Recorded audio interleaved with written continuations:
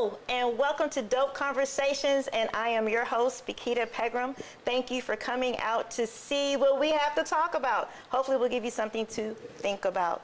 Today we are going to be talking about how to move HBCUs post-pandemic and still stay relevant and competitive with other institutions. So today I have our guest, Rochelle, and she is a political science major, and then I also have our guest, Caleb, and he is a computer engineer major, and I'm glad to have their student voices.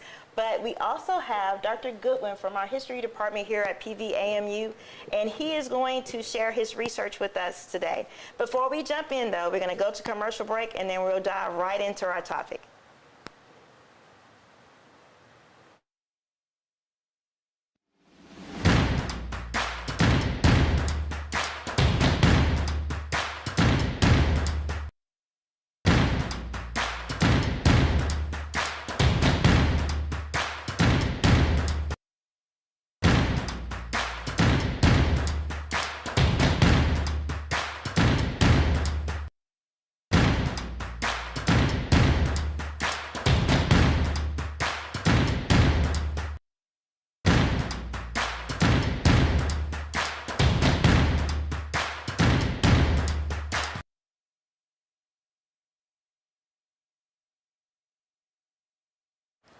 Welcome back, and thank you for rejoining us. Dr. Goodwin, first of all, thank you so much for coming. No problem. Thank you for inviting me. Oh, yeah. You have skills that I needed to talk about this topic today. I know that you're preparing for a conference in Austin on the 1st, and I knew that you had already been doing some of the work, and that's why I wanted you here today. Sure, so my first question for you is this. What has the research shown about HBCUs and the future of HBCUs post-pandemic? That's something that I think folks are still grappling with. Depending on what news outlet that you may listen to, the pandemic is still with us. Mm-hmm. So a post-pandemic world, what will that really look like? Right. But I think for HBCUs, a lot of folks, a lot of students came home, mm-hmm. and with their parents, they are choosing schools that may be closer to home. Right. And there is this racial awareness within the last few years. And those students who may not have considered an HBCU before, they're giving HBCUs second, third look. So I think the future is pretty good. HBCUs are ready, mm-hmm. as always, and it's going to be a new world. I'm glad you mentioned about the race issue. Some experts have said that not only are we living in a COVID pandemic, but we're also living in a race pandemic. And that is an attraction for a lot of African American students, minority students too, to come to an HBCU. The distance, the closeness to an HBCU is also a reason, and that brings me to you, Caleb. I know a little bit about your story and how you ended up at PV, but can you share with our audience, how did you end up at PV?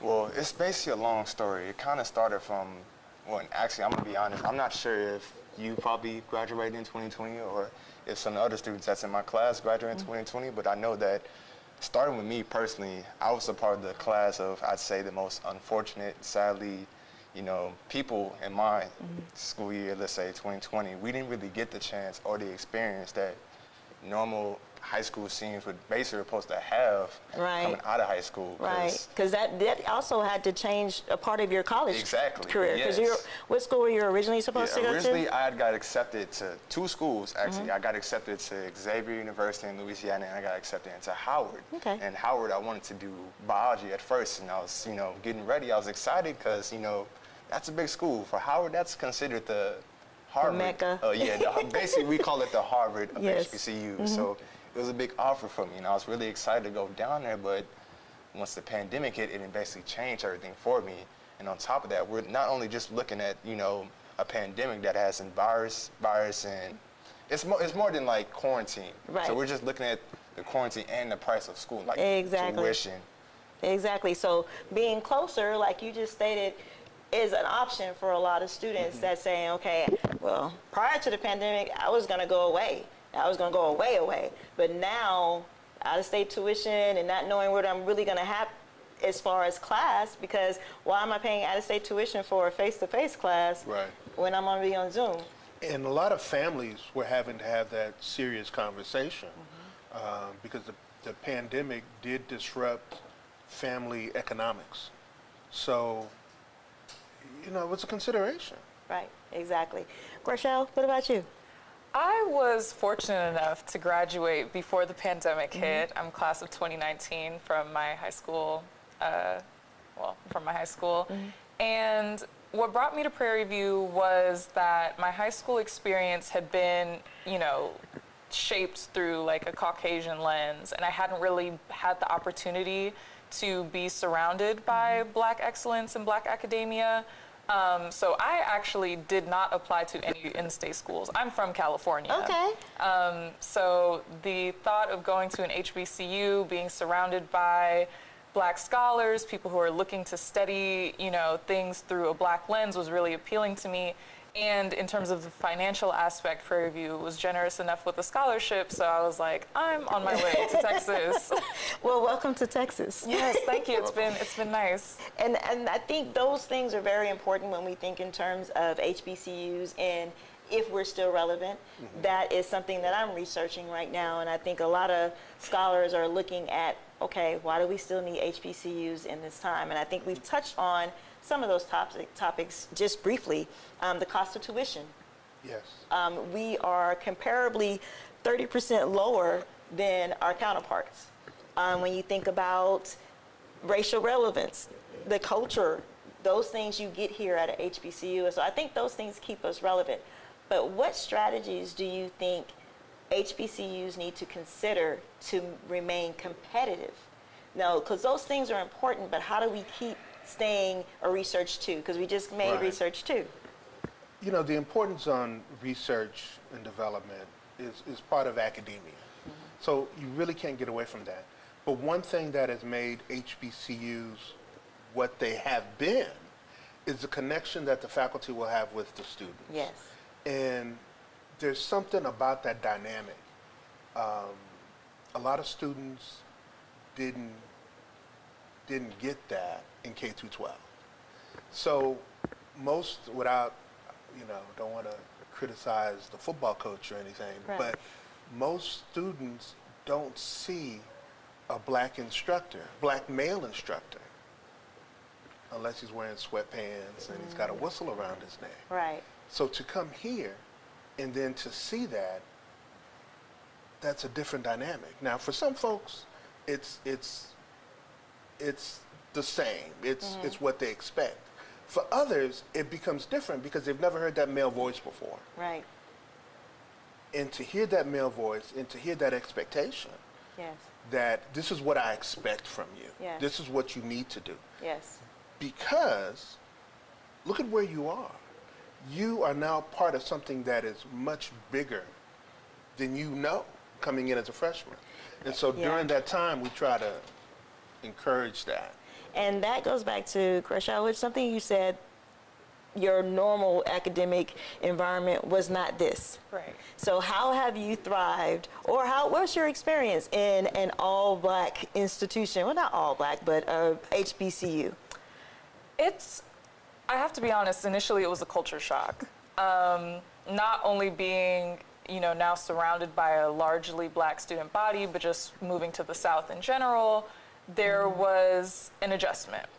But ultimately, I think it allowed me to really explore my Blackness more, what it means to be Black and a scholar, you know, and to not feel like an outlier outside, you know, within my classrooms, and to have professors like Dr. Goodwin was saying, who were rooting for me in a way that I hadn't had in my K through 12 experience. That's good.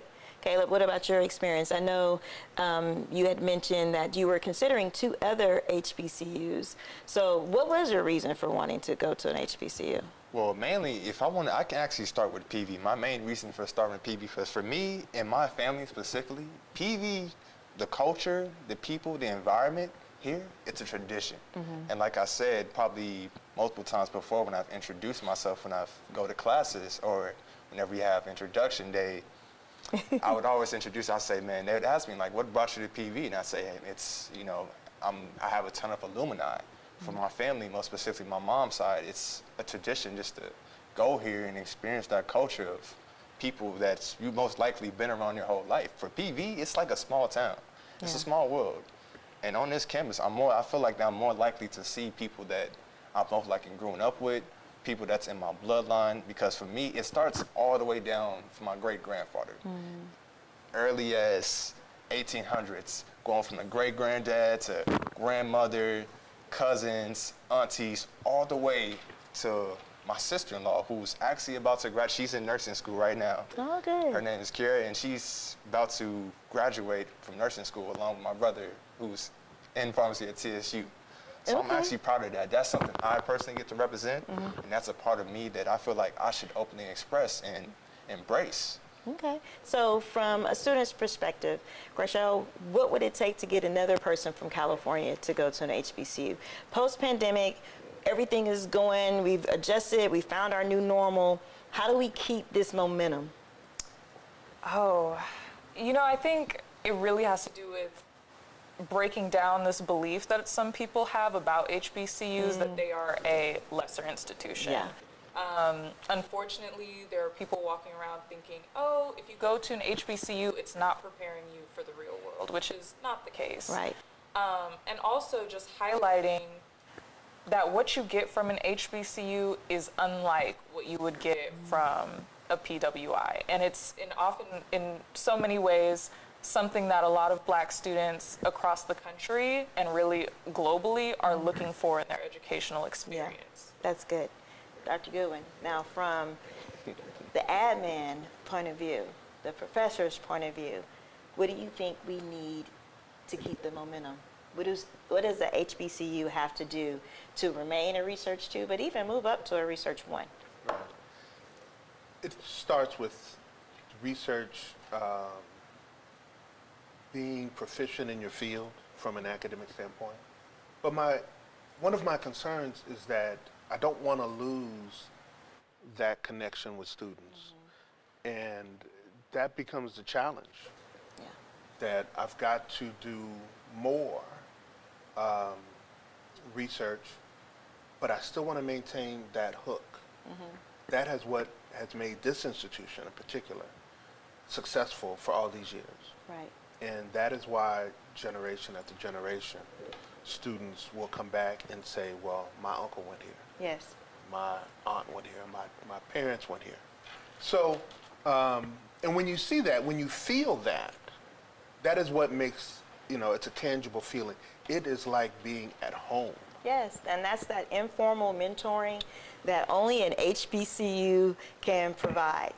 It provides that lunch lady in the cafeteria that might slide you another piece of meat because you're not eating. The lady in the bookstore putting back that last book because you coming because you're a computer engineer major. Those are things that you get at a HBCU that you can't get at a campus that has 60,000 people. So when, not that those campuses are bad, but when you're talking about suiting the needs of students, you have to consider all types of students. And we have a special population here at PV and across HBCUs that quite often is not considered at other institutions. That's unfortunate, because we would like to think 50 years after the Civil Rights Movement that the playing field, the quote-unquote playing field, is accessible and equitable to everybody. Sometimes that's not the case. Correct. So there are still institutions that are not as welcoming to students of color as we would think in our society. Yeah. And of course, students of color can thrive and succeed in any environment. We know that. Right. But it's that environment that says, what are you doing here? Right. And we'll do, maybe consciously or unconsciously, make it an uninviting place. That is so true. That you're not comfortable. And I think if anybody is watching this show, can you please tell the so-called experts, we have discovered the reason why HBCUs are still relevant, so they can stop looking and stop trying to close us down and just help us stay open. So my last question to you is, what is it, or how can the community join forces with HBCUs to help us continue this momentum? Now that's going to be tricky, because a lot of alumni from HBCUs will have this opinion, this belief, that I want my children to be better, to have different opportunities than I did. So even though they may have graduated from an HBCU, they now want their children to go somewhere else. And what that is unconsciously saying is that I want you to be better. And being better means going to a different school, as if to say that the school that prepared them and got them to their elevation was not good enough. That's a good point. And I think that's something we need to consider as alumni of HBCUs. We have to be more involved in patting our HBCUs on the back, speaking about the goodness of HBCUs and our experiences. We are walking resumes for HBCUs. When you talk about Stacey Abrams, HBCU product. Our vice president, HBCU product. But the sad thing is, and I find sad in that, most people did not know that until they were running for something. Right. Those things need to be shout from the mountaintop, and I think those are ways that the community can help. When you have attended an HBCU, wear it as a badge of honor and let everybody know. Right. We're gonna go to a commercial break, and we'll come right back and finish up. Thank you.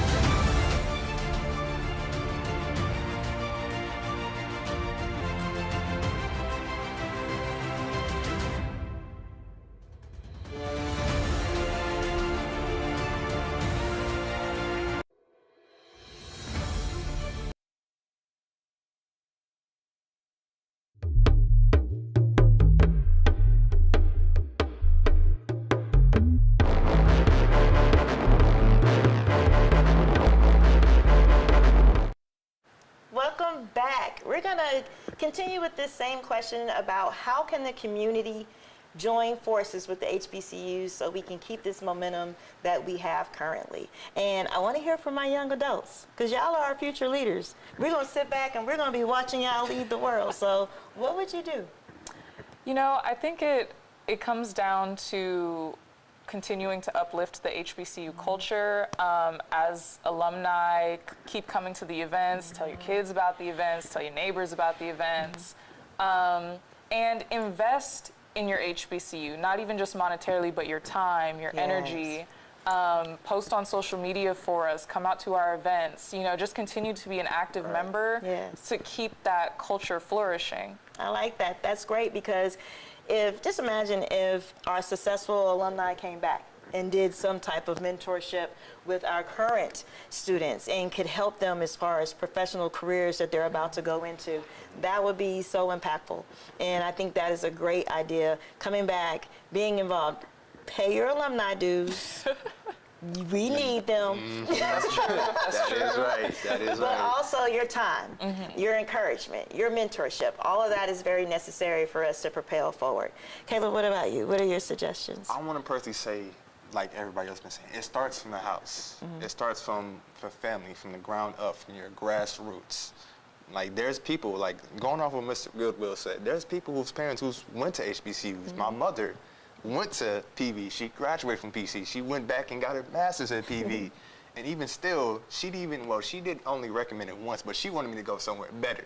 Whenever I wanted to go to HBCU, like TSU or Morehouse, they like, nah, Caleb, you should go somewhere better. You look at your grades. You got so much high grades, and you went to a 6A school, but you want to go to such a low school like that just to follow some tradition? Come on now. So what did you say to that? And I said, no, I just want to go. So I said, Mom, I understand you probably want a better education for me. You want me to find something that's a better opportunity, but personally, for my whole life, or at least since I was in 4th grade, I've been around this environment of just where it's just culturally mixed, and it's just I'd say predominantly white environment.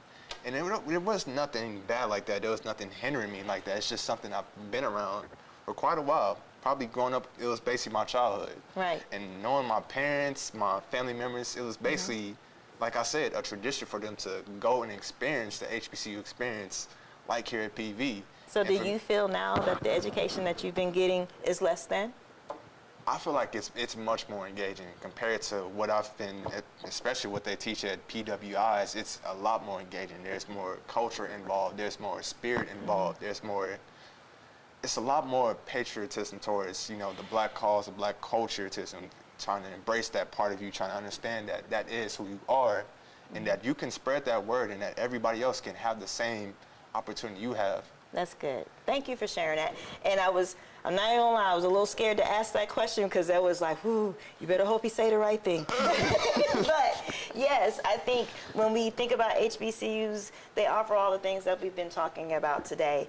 And I think we just have to do more about spotlighting and highlighting those things that are positive. And where else can you go to learn more about yourself? Learn the things that you're supposed to learn in the industry that you're going to learn it in, but be culturally aware. And we're not really getting that at some of the secondary schools. So this is important for us to get that information. So Dr. Goodwin, tell me anything that you're working on coming up that we can keep up with you and follow your work? Well, there's a conference next week. Okay. It will be on the campus of Hbcus in Austin. And it is an opportunity, perhaps the first opportunity, for all of the 9 Texas HBCUs Oh, yes. to come together and kind of discuss some issues. But this may be the first, but it won't be the last. Right. So we're going to try to develop a way to create our own future from within. I'm excited about that conference myself. For those of you who do not know, it's in Austin at Houston's Tilliston, and it's talking about the civic responsibilities of HBCUs. And we're going to have all your brainiacs there from all 9 HBCUs in Texas, and we're going to really sit down and think of ways that we can propel HBCUs forward, but also bring back the disenchantment in democracy. We fell out of love with democracy. And we need to be just as involved now as ever. And it's very important that if we don't have a seat at the table, to get there. And that means we need to support the confirmation of Judge Jackson, because we need other judges like her to be there. So I ask you to tune in next week. We're going to have Dr. Lisa K. Thompson speaking to us about leading through a crisis. So next Thursday, 4 o'clock, KPVU-TV, or you can go to my channel on YouTube, Hbcus Pegram. But please follow and subscribe to any of my social media on Twitter, Instagram, at Hbcus Pegram. And I look forward to reading your comments and learning more about your thoughts and your concerns. And if you have a show idea, please give it to us, and we'll be ready to comment and look at your idea and maybe have you on the show to talk about. Where can they get in touch with y'all, or how can they follow some of your work? Well, if you would like to follow me, I have a username. I probably don't want to disclose over air. I might have to change it up a little bit. I need to get more professional with it, but I know if you want to follow me, I basically have nothing to provide, but I am going to take this opportunity to start getting more active, probably start showing my work a little more. Good. So if you do want to follow me on social media, any type of way, I will gladly let you know personally. Probably not over there because it's not professionalized, but I'm going to keep it honest. I'm going to keep it real, and I'm going to try to step things up from here on out. So how about they leave you a comment, you'll answer the comment on YouTube. Yes. How about that? I like that. All right. So, go ahead. As for me, I don't have any social media either at the moment, but you can connect with me on LinkedIn always. There you go. I started a blog on Medium, so you could find me at Grachel Jean-Philippe on medium.com. And stay tuned for my upcoming project with a podcast called the Young, Gifted, and Black Podcast. Yeah, right. That's what I'm talking about. Doing those positive things to get our voices out. Great job. And since you mentioned podcasts, the Dope Conversations podcast is coming back for a second season. It will air on April 22nd. And we hope to see you then. And Dr. Billy Hawkins for UOH will be the first guest. We thank you for tuning in. Continue coming back to see us every Thursday at 4. And check in. Keita out.